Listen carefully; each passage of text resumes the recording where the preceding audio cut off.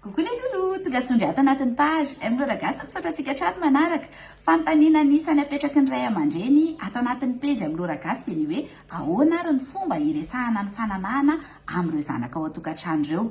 Ity fehezanteny iray ity foana no entiko hanombohana an'ity lohahevitra ity rehefa manana sehatra izarana an'izany dia ny hoe ao an-tokantrano ihany izy no manao ny teoria fa ny any ivelany ihany dia efa pratika ny ataony, pratika iarahana amin'ny olona mety manana traikefa betsaka noho izy dia araroton'ny olona fotsiny izy, na iarahana amin'ny olona tsy manana traikefa mitovy azy dia lasa manaonao foana tsy miaro tena, tonga ny voka tsy nirina, tonga ihany koa ny aretina azo avy amin'ny firaisana ranofo. Mety ihany koa mbola tsy tehiditra ao anatin'izay fananana izay izy fa betsaka fotsiny fanontaniana misafotofoto ao anatin'ny lohany ao dia noho izany adidy mavesatra hiatsoroantsika ray aman-dreny ny firesahana momba ny fananana amin'ireo zanantsika sy tanànantsika ireo.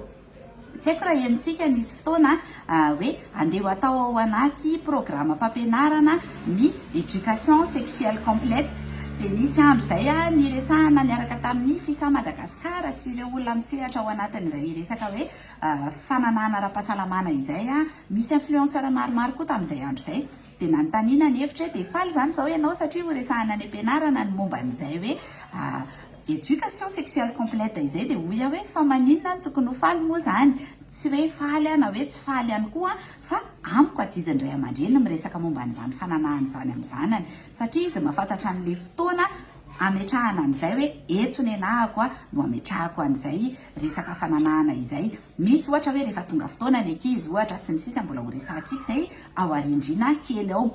Ny taona mantsy tsy mitovy ny zanakitsika na dia iray kilasy ary. Misy ny hoe 20 taona efa mety hoe classe de 6e, misy nefa 15 taona mbola ao amin'ny classe de 6e ohatra fotsiny zany, tsisy tonga lomo, tsisy lasa lomo zany natara fa ny fianarana mitovy daholo ihany. Zany hoe tsy mitovy ny fomba fandraisan'ny zanakitsika an'ilay zavatra olazaina aminazy. Ohatra n'lefa le manazava lesona ihany mpampianatra dia misy ny mahazo dia misy ny tsy mahazo dia misy lasa mahay dia misy tsy mahay. Andao hidirantsika amin'izay ary ilay lohahevitra hoe ahoana ny fomba iresahana ny fananahana amin'ny zanaka ao an-tokantrano. Andao ary latsaky ny taona aloha no resahantsika voalohany mazava ho azy fa ny resaka fidiovana aloha no ampidirantsika an'izay resaka fananahana izay. Voalatsaky ny efa taona izy dia efa atorina ao anazy hoe ahoana ny fomba ahafantarana hoe lehilahy na vehivavy ny olona anankiray mitaovam-pananahana ny tiana ho lazaina eto. Eo ihany koa ianao dia efa manararoatra miteny azy hoe ireto faritra ireto dia tsy mahazo kitian'izaniza mihitsy ny nono na mbola tsisy nono ary ny filahiana na ny fivaviana dia ny fitombenana ihany koa. Vao misy tady kitika ireo faritra ireo dia mikikika mafy ianao amin'izay edintsika amin'ilay resaka fanolanana ihany koa. Hitantsika angamba ny fijoroana vavolombelona hoe samy tao anatin'ny efitrano daholo ihany ny mpianakavy kanefa vao olana ilay zaza anankiray noho tsy fahafantarany an'izay hoe faritra tsy mahazo kitian'izaniza izay, tsy fahafantarany ihany koa hoe afaka mikikika be izy rehefa misy zavatra tsy mety ataon'olona amin'ny vatany. Eo indrindra ihany koa teneny ny zanakao hoe manana fahefana feno amin'ny vatany io izy na mandahy na manaiky ihany koa. Sika ray aman-dreny indraindray mantsy manolo-bato mafana ny zanakitsika, terentsika izy hanoroka atsika na anao câlin ihany koa. Rehefa tsy mety ilay zaza dia hoe tsy naman-kitsony, tsy vitanako anina zany, tsy miaraka amin'ny namany mananina zany. Rehefa misy vahiny tonga avany dia ndana manao bizoan'ny dadatoa, ndana manao bizoan'ny nenitoa. Dia rehefa tsy mety ilay zaza dia bedezitsika. Lasa mieritreritra zany ilay zaza hoe izay tenenin'ny olon-dehibe rehetra zany dia mety foana na atao amin'ny vatany ary mahabe fanontaniana ao anatin'ny saina izay. Isika ray aman-dreny ihany koa dia sarihana ny saina mba tsy hanaiko apofopofon'ny olona ny zanakitsika indrindrindrindra fa lehilahy. Hitantsika angambany fa ny olona akaiky ny zanakitsika foana ihany no manolana. Hitantsika izany na amin'ny fanadihadiana na ihany koa rehefa mamoaka chiffre ny centre vonjy sy ny manodidina an'izay ihany koa. Rehefa tonga ny efa taona dia ampianarina ho azy ny manasa ny fivaviana na ny filahiana sy ny fitombenana ihany koa. Dia ianao moa zany mijery eo ihany manara-maso dia rehefa le bebe izy ohatra hoe 10 taona 1 taona dia efa izy rery amin'izay no manasa an'ireo faritra ireo afaka hoe mandro rery mihitsy ary izy amin'izay fotoana izay.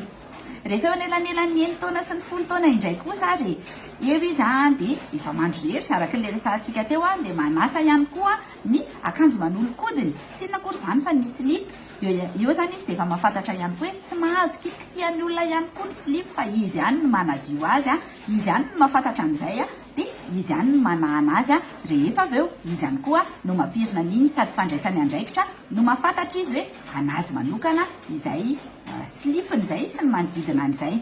Rehefa tonga eo amin'ny 8 taona eo a de efa ampihomanitsika izy hoe anomboka ho maimbomaimbo ny elika, ho maimbo ny tongotra, ho tsembotsemboka matetsika, ho avy ny mony, ho isy fofona ihany koa ny fivaviana, aniriniry volo ny toerana rehetra, de indrindrindrindra ho avy ny fadim-bolana. Eo dia efa ampianarina ho anazy hoe tsy aza taitaitra amin'izany resaka fatim-bolana izany fa ny vehivavy rehetra misy an'izany avokoa misasa tsara fotsiny dia apetaka ny serviette, soloina isaky ny adiny 3 adiny 4 ny serviette rehefa feno loatra dia ohatran'izay ihany koa. Efa mahafantapatatra ny vatany izy zany hoe na dia mbola tsy fantany zato isan-jato ary rehefa tonga amin'izay ary le fadim-bolana dia eo ianao no miresaka aminy izay ary tonga ny fadim-bolana, dikan'izany fadim-bolana izany dia efa afaka miteraka amin'izay ianao karaha hiditra ao anatin'ny firaisana ranofo ianao dia efa tary fa misy zany ny voka tsy nirina na misy ny voka nirina ihany koa. Eo ihany koa ny aretina azo avy amin'ny firaisana ranofo. Aza mbola miditra amin'izany kanefa satria zao ny lafiratsin'izany. Raha ohatra dada no miresaka aminy dia afaka mitantara mihitsy dada hoe zay voay taloha zay nanenjika sipakely nanao ohatran'izao dia rehefa ropoka ny sipakely dia zao ny zavatra nitranga.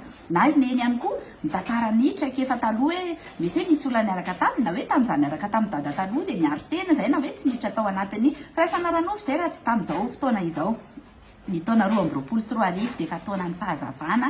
Aza menamenatra mihitsy isika ray aman-dreny mizara traikefa amin'ireo zaza ireo. Zara sika nanaonao foana taloha disidisykely dia mora dia mba tenentsika amin'ny zanakitsika izay dia mba tsy miditra amin'izay izy toy izay izy hiditra indray koa amin'izay zavatra rehetra mety hoe nahasolafaka atsika taloha. Tantara ho anazy daholo ny traikefa izay afaka tantaraina moa zany ny traikefa dia teneno izy fa olombelona mety ho solafaka ihany koa izy amin'ny fiainana fa na izany ary mila miaro tena amin'ny alalany zavatra maro samihafa. Tsy haiko izay maharesy lahatra anao mijery ny video io.